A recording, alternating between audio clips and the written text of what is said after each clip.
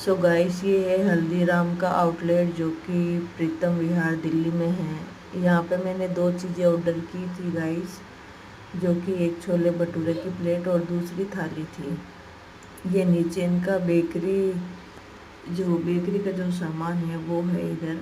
इससे ऊपर जो है गाइस, उस पे मतलब कि लाउंज है।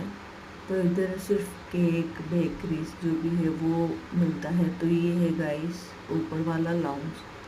हाँ जी, यहाँ आप आराम से बैठ के खा सकते हो। तो यहाँ की जो थाली थी गाइस, वो मुझे ना इतनी खास नहीं लगी। थाली थाली के अंदर सिर्फ एक सब्जी थी, वेजिटेबल, मिक्स वेजिटेबल, वो भी अच्छी थी। इसके अलावा अदरवाइज कोई भी उसमें आइटम बढ़िया नहीं था।